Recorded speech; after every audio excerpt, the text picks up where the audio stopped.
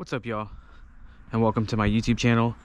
And this is my 2017 Ford Fiesta ST.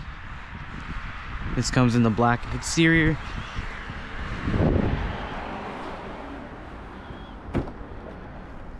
Has leather interior as well. This will be a quick walk around of the car and a driving POV mainly, but this is a new car that I just got recently. Again, it's a 2017 Fiesta ST. Has about 73,000 miles. This one is the ST3 package, so has the front Recaro seats. So front and passenger seats are Recaro. Has a really cool like ST stitching there in the middle with the Recaro branding. Also has the ST badge here at the bottom of the steering wheel, but mainly it's for that 6-speed that makes this car completely worth the purchase. But yeah, pretty basic, super small but comfortable. With it being a hatchback, you get a ton of room here in the back.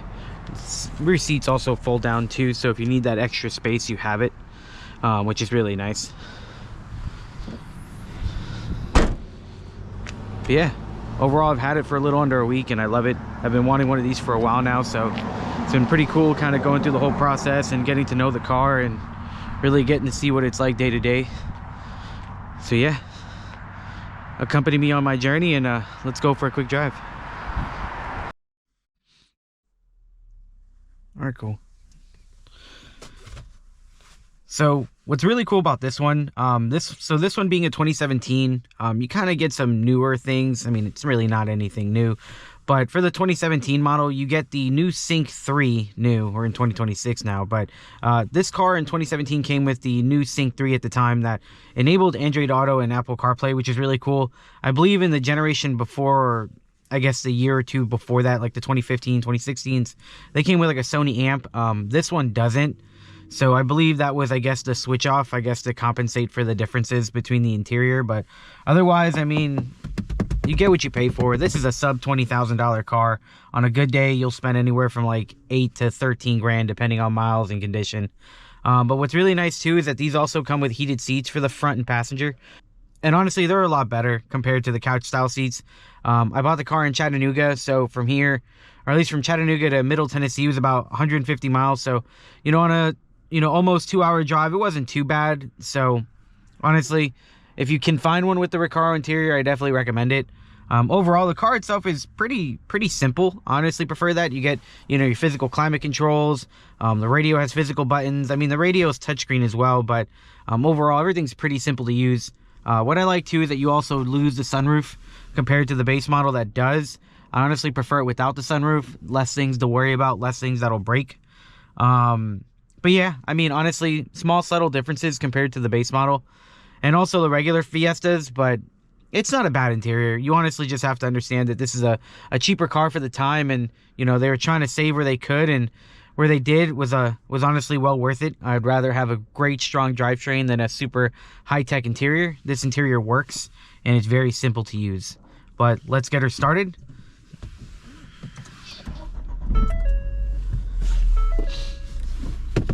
So just to kind of give you an idea of MPGs, when I got the car from the dealership, they filled it up with regular gas. Online it says that you can run regular gas in these cars, but honestly, with it being a turbo 4-cylinder, I'd rather put premium in it and not bite the bullet or have issues long term with the car. The idea was to keep it and hold on to it for a while, but I believe on a full tank of gas with regular gas, I think it got almost 500 miles. I think I saw like 487 miles, which is insane. And that commute back, I got like a little over 30 mpgs. I think it was like 33, 34. I was just cruising all the way back through the mountains, and it was like between 5th and 6th gear the entire time, going like 70, 75 miles an hour. So it's probably like 32 to 33 miles per gallon. It's honestly not bad for a car this size, and also if you wanted to have some fun in between all that too. But after driving through the city and kind of doing some of my daily commuting, I think right now, I'm not sure if you could see it, but right now I'm averaging just a little over 27 miles a gallon, which, I mean, shoot, it's still not bad compared to a lot of other cars that you could buy today that are either faster or more expensive. And with this car being a small pocket rocket and a 4-cylinder, it really makes it all fun. The drivetrain in this car is a 6-speed manual transmission. Also comes with a 1.6 liter turbo. I mean, now that we've got the screen on, Android Auto looks really cool. I mean, again, touchscreen, simple to use, nothing crazy. Sound system, it's okay.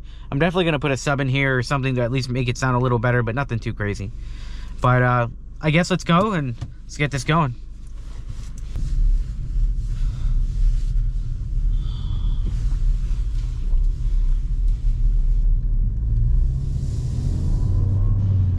So when I got the car from the dealership, I was under the impression that it was completely stock from what the salesperson told me.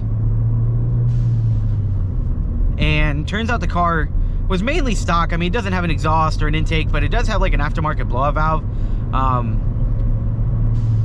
Don't know the brand yet, but I'll have to look. But from what I could see, as far as how tucked away everything is in that engine bay, it looks like it was all done correctly, so not too concerned about it. But otherwise, the car itself looked really clean after doing my own inspection. Obviously this channel is super small right now, but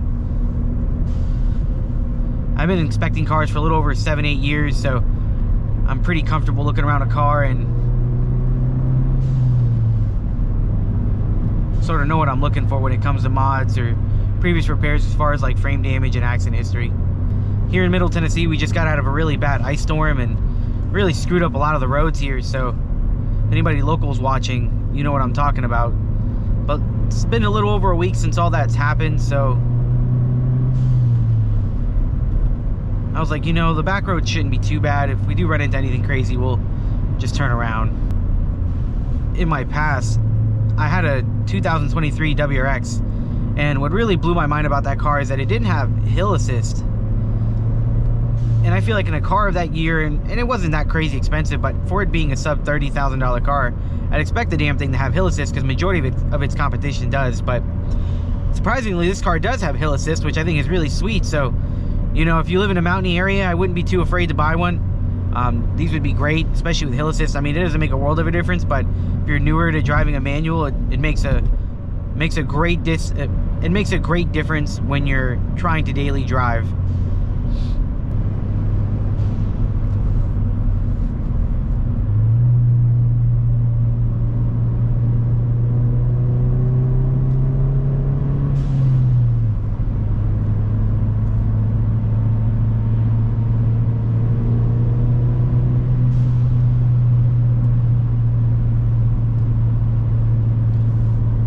Car has a lot of power for what it is. It's honestly great.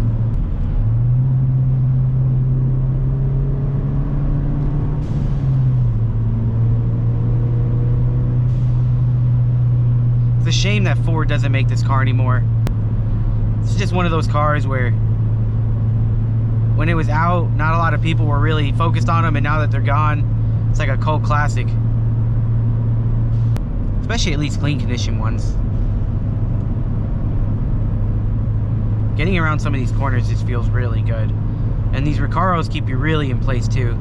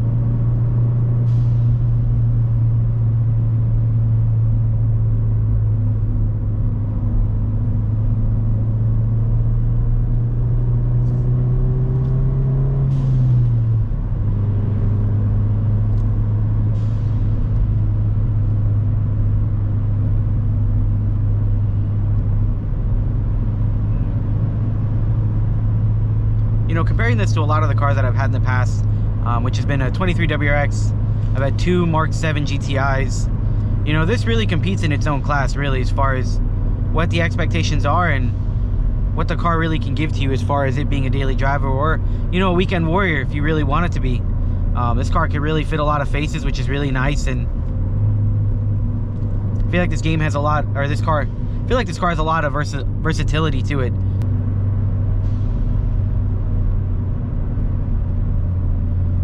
And I've seen that these could be really reliable too. I mean, I think a buddy and I were looking around, and you know, we've seen a few forums with some people talking about getting over 200,000 miles on big turbo and pretty reliable tune setups. And I mean, to me, that's pretty insane, just because, I mean, for a car like this, I mean, I don't know. Ford is very notorious for making very iffy products, but fortunately this wasn't one of them. And again, it's a shame that they took it away, just because this is one of their better cars, and this was during a time where Ford themselves honestly were a better product. I mean, you had the Taurus SHO, you had the Focus ST. This was the beginning of the Focus RS, obviously minor some of the problems that those cars had. Well guys, I hope you liked the video. Like, subscribe, and share. This is more of a passion project for me, and I'd love to share this fun journey with some friends and, you know, see where this takes us. Have a great day.